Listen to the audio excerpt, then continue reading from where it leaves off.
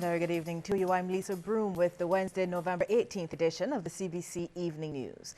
In our top story tonight, Barbados has been able to secure an extremely competitive rate of interest for the $170 million loan to finance the construction of the new hotel at the old Sam Lord's Castle property in St. Philip. This is according to Minister of Finance Chris Sinclair. He made the comment as government passed a resolution for the loan in the House last night, which will be through China's Exim Bank. Under even normal conditions, Mr. Speaker, sir, wait times are good. Even in the 40 years when the Barbados Labour Party was in office, and they benefited from the boom in the global economy, not even then, there are very few funders in the world, other than the institutional people of the IDB and the World Bank and the, well, not the IMF, they do different type of funding. But the IDB, CDB, and so forth, very few funders in the world would lend a developing country the size of Barbados, and with the issues that Barbados may have, financing at a rate of anything fixed 2.5%. The minister said they were keen to find a reasonably priced loan for Barbados to execute a project of this magnitude, and the Chinese were also keen to be part of it. When I say magnitude, you know, the project is collectively $200 million. The loan which we are doing here today is $170 million, 85% of the total cost. But we're talking about $170 million, which is a substantial investment.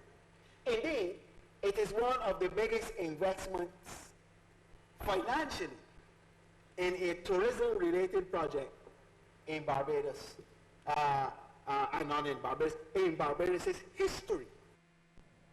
Opposition MP for St. Michael's South East, Santia Bradshaw, supported government's effort to secure the loan. She says Barbados and China, under the Barbados Labour Party, have also shared a long-standing relationship, undertaking several projects.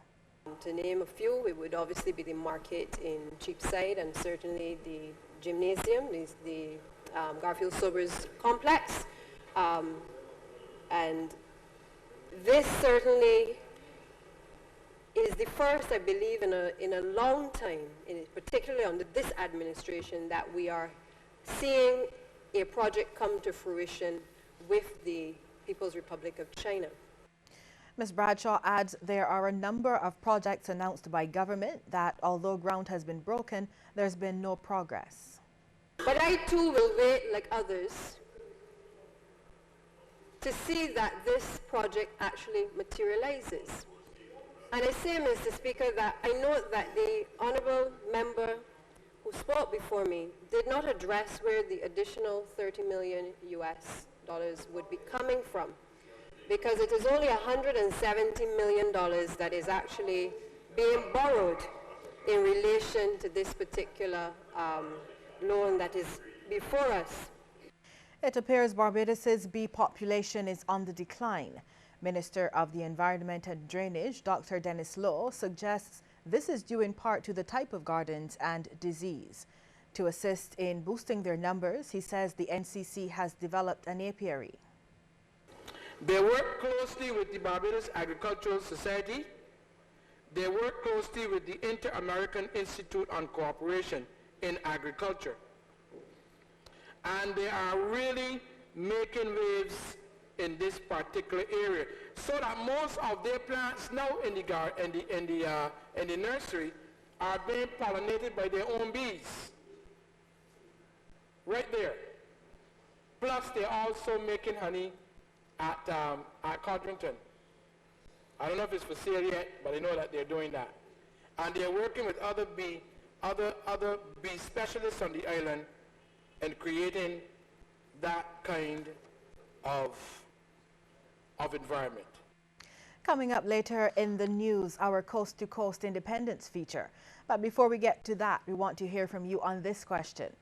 Should more programs be implemented to increase the bee population in Barbados? Text yes or no to short code 8111. We'll have the results for you at the end of the news.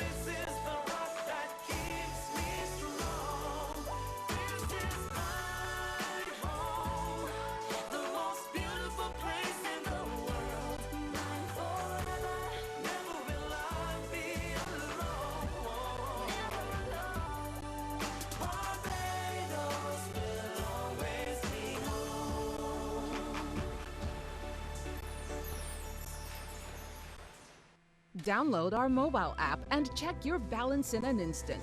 Wonder if Dave did the transfer yet.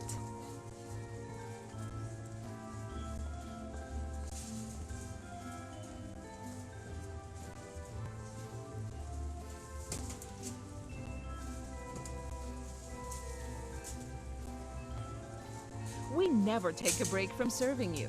Scotiabank. Discover what's possible. What's this, you ask? Oh, it's just spreadsheet smashing, hedge trimming, dog walking, weekend awaying, show boating, gravity defying, tree chopping, glucose, knowledging, energy fueling, barbecuing, glucose refueling, engine revving, crowd surfing, home commuting, crocodile wrestling, explosion ignoring, awesome kind of energy. Whatever you do it with energy. Win up to $250,000 from our pot of gold at Courts. That's $5,000 a day for 50 days when you shop at Courts. Spend $999 and over between now and November 20th, and each day, one customer will get a chance to win $5,000 for 50 days. The first draw is Friday, September 25th. So shop now to win from our pot of gold. Courts, bringing value home.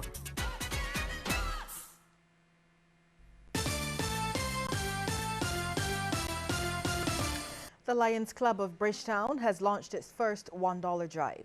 Representative of the Lions Club, Valsia Innes, says the drive, which is in partnership with Harris Paints, seeks to increase the charitable projects in the community. Ms. Innes added the drive will be extended through the Christmas period in an effort to assist more. We are heading towards that time of the year where we want to also give back some and give more into our community by giving hampers and also to assist with giving gifts and to the children less fortunate and to assist in wherever possible. Manager of Retail Services at Harris Paints, Debbie Bartlett, says the company recognizes the importance of giving back and helping those in need. For the Dominica relief, we actually would have donated funds to the relief for Dominica. Throughout the year, we work with different organizations, schools, churches, etc., in order to give back to the community. We recognize the importance of color and beauty throughout the island, and we always ensure that we do our best to fulfill and make sure it reaches the lives of many persons. The Barbados Workers Union hosted its first career showcase today. Youth coordinator for the BWU, Serena Brown, says the event was open to all secondary school students and aims to teach them what they need to know to get a job.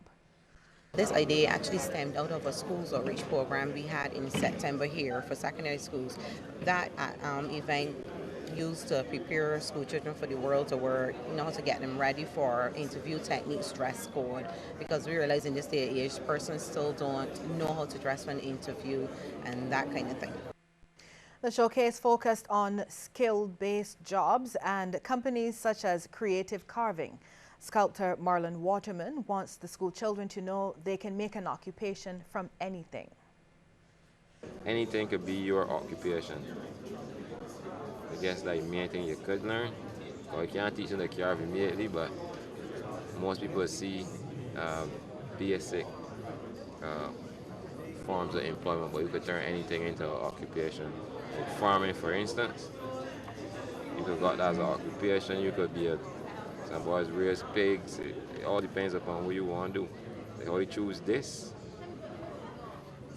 is whatever you want to be. Another skills-based job highlighted came from the cardiology department at the Queen Elizabeth Hospital. Perfusionist Kay Bryan spoke to CBC News about what she does in that department at the QEH.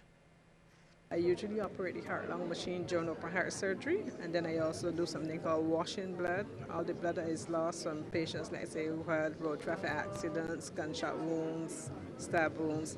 We actually collect the blood during surgery. The machine called a cell saver washes the blood, and the patients get back their own blood. So basically, those are my two main job descriptions. Still to come, a look at some of the stories making headlines across the region. But first, a reminder that we want to hear from you on this question. Should more programs be implemented to increase the bee population in Barbados? Text yes or no to short code